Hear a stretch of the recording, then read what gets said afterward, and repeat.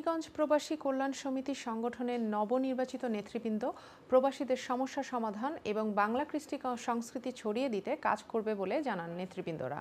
বিস্তারিত দেখুন রিপোর্টে। প্রবাসীদের কল্যাণমূলক কাজ করার উদ্দেশ্যে আঞ্চলিক সংগঠন হিসেবে আলোড়ন সৃষ্টি করেই সংগঠিত হল কেরানীগঞ্জ প্রবাসী কল্যাণ সমিতি ইতালি। কেরানীগঞ্জ প্রবাসী কল্যাণ সমিতি রোম ইতালির আহ্বায়ক হাজী আবুল কালাম সাইমনের সভাপতিত্বে ও সদস্য সচিব সামির হোসেন সাদেকের পরিচালনায় আংশিক কমিটি ঘোষণা ও আলোচনা সভা অনুষ্ঠিত হয়েছে।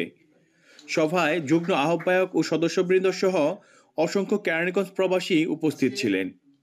এ সময় সকলের উপস্থিতিতে কেরানীগঞ্জ প্রবাসী কল্যাণ সমিতি রোম ইতালির সভাপতি হিসেবে জসিম উদ্দিন, সিনিয়র সহসভাপতি জাহিদ হাসান সালাউদ্দিন, সাধারণ সম্পাদক নুরুল আলম, যুগ্ম সাধারণ সম্পাদক সালাউদ্দিন, সাইদুর রহমান মাসুদ, সাংগঠনিক সম্পাদক নাসির খান, সহ সাংগঠনিক রাজ কাজী ও সংগঠনের অন্যতম প্রতিষ্ঠাতা কামরুল হাসান উদ্দিনকে সম্মানিত ১ নং সদস্য হিসেবে নাম ঘোষণা করেন আহ্বায়ক আবুল কালাম সাইমন।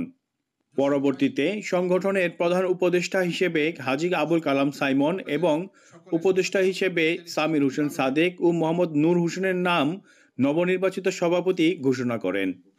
এ সময় উপস্থিত মুরব্বীগণ ও ইতালি প্রবাসী কেরানীগঞ্জবাসীরা নবনির্বাচিত নেতৃবৃন্দকে অভিনন্দন এবং ফুলেল শুভেচ্ছা জানান।